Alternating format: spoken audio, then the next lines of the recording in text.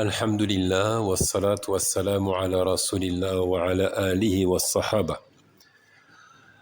Nous poursuivons la lecture de l'ouvrage sur les comportements et règles relatives à la guerre sainte. Dernier chapitre qui sert ici de prologue d'introduction avant d'entrer dans le vif du sujet, à savoir le commentaire des règles. Il dit Faslun al-jihadu ma'nahu lughatan wa shar'a. Chapitre sur le sens linguistique et juridique du djihad. Donc là, on s'appesantit un peu sur la définition du vocable, du terme djihad en islam. Al-jihadu lughatan wa bazlul wus'i wa taqati fi amrin ma ma'al mashaqqati wa ta'b. Donc dans la langue, dans sa portée linguistique, le djihad est l'obtention d'une chose avec difficulté ou la réalisation d'une œuvre avec grande peine. Donc on le comprend, il s'agit de déployer beaucoup d'efforts. Al-juhd signifie l'effort. Et djihad, construit sur la même racine, est traduit par guerre sainte, mais il recouvre l'idée donc dans la portée linguistique de l'effort fourni. ومن ذلك قول الله تعالى في بعض من تصدق بشيء من المال ولم يكن الحصول على هذا المال إلا بتعب وجهد ومشقة فقال تعالى الذين يلمزون المطوعين من المؤمنين في الصدقات والذين لا يجدون إلا جهدهم فيسخرون منهم سخر الله منهم ولهم عذاب أليم. En cela, la parole d'Allah le Très-Haut sur certains de ceux qui font aumône de leurs biens et qui ne les ont obtenus qu'en déployant de grands efforts en s'épuisant. Le Très-Haut dit dans le verset 79 de la sourate 9, At-Tawbah, ceux qui dénigrent aussi bien les croyants qui font volontairement de généreuses aumônes que ceux qui n'en font que dans les limites de leurs faibles moyens et se moquent d'eux, Allah se moquera d'eux et ils auront un supplice très douloureux. وَالَّذِينَ لَا يَجِدُونَ إِلَّا جُهْدَهُمْ, qui est traduit ici par ceux qui n'en font, c'est-à-dire des aumônes, que dans les limites de leurs faibles moyens, c'est-à-dire des choses qu'ils n'ont obtenues qu'avec grande peine. Ils se sont fatigués pour obtenir ces biens qu'ils dépensent en aumône. ومعنى الآية أن الله تعالى يذكر صنفا من المنافقين الذين لا يسلم الناس من لسانهم فهم إذا رأوا غنيا تصدق بالكثير قالوا مرائي وإذا رأوا فقيرا محتاجا تصدق بالقليل من ماله هو الذي استطاع أن يجمعه بتعب ومشقة قالوا ماذا تجدي هذه صدقة القليلة. Donc, la signification du verset est qu'Allah le Très-Haut évoque ici une catégorie d'hypocrites qui n'épargnent personne, qui n'épargnent pas les gens de leur mauvaise langue. S'ils voient un riche dépenser beaucoup d'argent en aumône, ils disent « il œuvre avec ostentation ». Il n'est pas sincère, il le fait pour être vu des gens. Et s'ils voient un nécessiteux faire aumône du peu d'argent qu'il a pu rassembler avec grande difficulté, ils disent « à quoi bon cette aumône insignifiante ?» À quoi bon donner aussi peu? À quoi bon cette aumône insignifiante? Donc c'est l'interprétation du verset. ومن ذلك قول نصيب الشاعر يمدح أحد الكرماء فيقول فوالله لا يدري امرؤ ذو جنابة ولا جار دار أي يوميك أجود أيوم إذا ألفيته ذا يسارة فأعطيت عفوا منك أم حين تجهد. Toujours dans ce registre, on parle ici, il faut le rappeler, du sens linguistique du mot djihad. Il dit, dans ce registre, la parole du poète Nasib qui félicitait un homme généreux.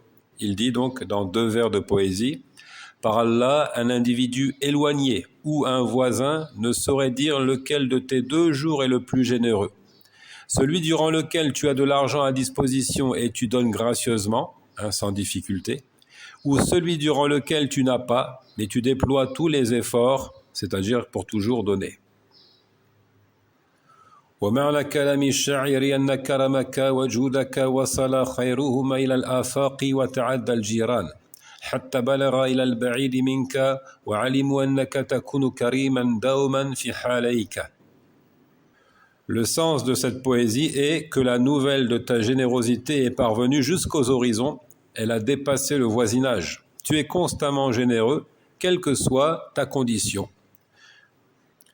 حالة حين يكون عندك المال فتعطي مما عندك سهلا يسيرا عليك العطاء والحالة الثانية حين لا يكون عندك مال فتشق على نفسك وتتعب في تحصيل ما تجود به على غيرك فأنت في كلا الحالتين جواد كريم فتعطي ولا تعتذر بقلة ما عندك والشاهد فيه قوله فأعطيت عفوا منك أم حين تجهد.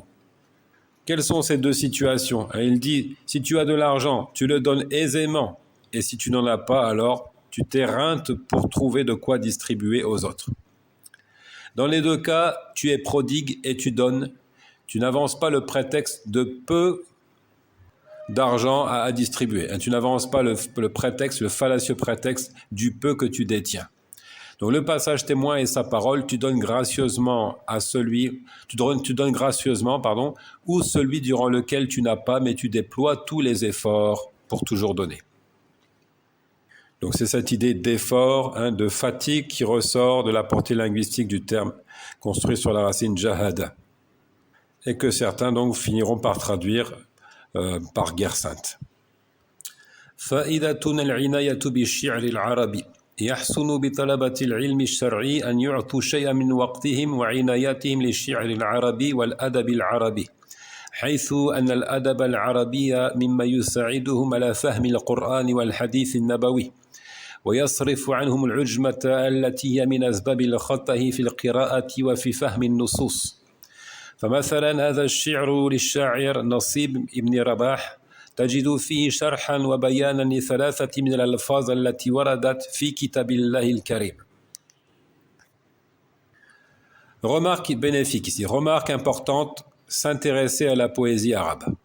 Et il convient aux étudiants en théologie de donner de l'intérêt, de consacrer de leur temps à la poésie et à la littérature arabe, puisque ces sciences relèvent de ce qui les aide à la bonne compréhension du Coran et des enseignements prophétiques. Elle les débarrasse du fardeau de la langue étrangère, qui est une cause d'erreur dans la lecture et la compréhension des textes révélés.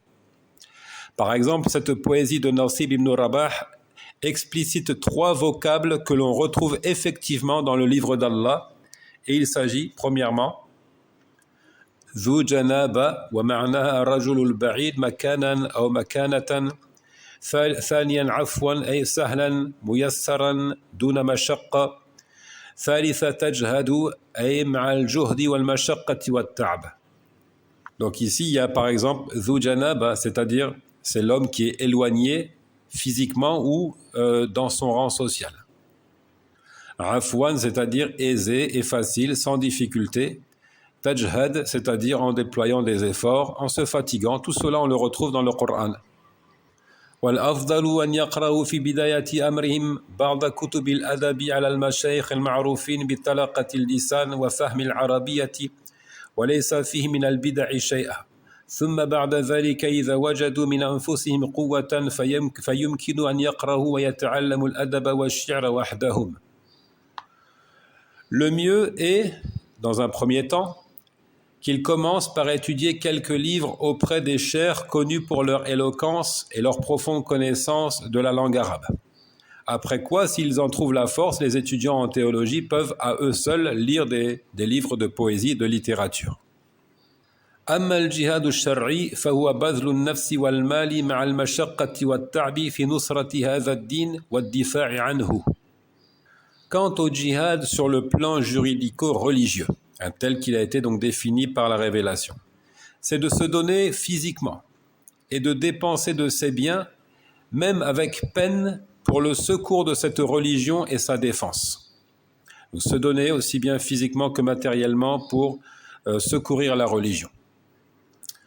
وهو عمل من أفضل الأعمال وأحسنها حيث جاءت الآيات والأحاديث في فضل الجهاد والأمر به ومن ذلك قول الله تعالى لا يستوي القاعدون من المؤمنين غير أولي الضرر والمجاهدون في سبيل الله بأموالهم وأنفسهم فضل الله المجاهدين بأموالهم وأنفسهم على القاعدين درجة وكلا وعد الله الحسنى وفضل الله المجاهدين على القاعدين أجرا عظيما. Il faut savoir que c'est une des meilleures œuvres qui soit, car des versets et des narrations prophétiques parlent des mérites du djihad et en donnent l'ordre, parmi lesquels le verset 95 de la sourate 4. Ceux des croyants qui restent en arrière, excepté les infirmes, ne sauraient égaler en mérite ceux qui luttent dans le sentier d'Allah par leur bien et leur vie. Allah a promu ceux qui luttent par leur bien et leur vie à un rang supérieur par rapport à ceux qui sont restés en arrière. Et à chacun des croyants, Allah a promis la plus belle des récompenses, mais il a élevé les combattants à une dignité supérieure par rapport à ceux qui sont restés en arrière en leur réservant une récompense infiniment plus grande. فهو عمل ثمنه النجاة من عذاب الله والدخول في الجنة. يقول الله تعالى: يا أيها الذين آمنوا هل أدلكم على تجارة تنجيكم من عذاب أليم تؤمنون بالله ورسوله وتجاهدون في سبيل الله بأموالكم وأنفسكم ذلكم خير لكم إن كنتم تعلمون. Il s'agit donc d'une œuvre qui a pour rétribution d'échapper au châtiment d'Allah et d'entrer au paradis. Comme Allah le dit, versets 10 et 11 de la sourate 61, « Ô vous qui avez cru, vous montrerai-je un commerce qui puisse vous épargner un supplice très douloureux? Vous croirez en Allah et en son messager, vous lutterez pour la cause d'Allah par vos biens et vos âmes, voilà qui est meilleur pour vous si seulement vous saviez. » Donc ce commerce, comme il le dit, épargne d'un supplice très douloureux. وجاء فضل الجهاد على لسان نبينا صلى الله عليه وسلم في أحاديث كثيرة منها ما أخرجه الإمام مسلم عن أبي هريرة رضي الله عنه قال قيل للنبي صلى الله عليه وسلم ما يعدل الجهاد في سبيل الله عز وجل فقال لا تستطيعونه قال فعادوا عليه مرتين أو ثلاثة كل ذلك يقول لا تستطيعونه وقال في الثالثة مثل المجاهد في سبيل الله كمثل الصائم القائم القانت بآيات الله لا يفتر من صيام ولا صلاة حتى يرجع المجاهد في سبيل الله. Le mérite du djihad a été évoqué par notre prophète dans de nombreuses narrations, comme ce qui est rapporté par Muslim d'après Abu Huraira qu'Allah l'agrée. On dit au prophète, à lui les éloges et le salut: qu'est-ce qui équivaut à la lutte sur le chemin d'Allah, puissant et majestueux? Et il dit: vous n'êtes pas en mesure de le faire. Il dit, on lui répéta la question à 2 ou 3 reprises et à chaque fois il a réitéré: vous n'êtes pas en mesure de le faire. La 3e fois, il a dit, donc il a répondu, qu'est-ce qui équivaut à la lutte dans le sentier d'Allah? Il a dit: le combattant dans le sentier d'Allah est comparable au jeûneur, à celui qui se tient en dévotion et prie en récitant les versets d'Allah sans jamais cesser le jeûne et la prière jusqu'à ce que le combattant dans le sentier d'Allah rentre chez lui. Donc en d'autres termes, il est quasiment impossible d'égaler le mujahid. Personne n'est capable de rester à jeun et en prière, en dévotion, debout, le temps qu'un combattant met à sortir au combat et à rentrer chez lui. Ainsi s'achève donc le prologue du livre et Inch'Allah, lors de la séance prochaine, nous entamons les règles. Première règle, le djihad n'est pas uniquement la lutte armée. Ça ne se résume pas à la lutte armée. Wallahu ta'ala a'lam.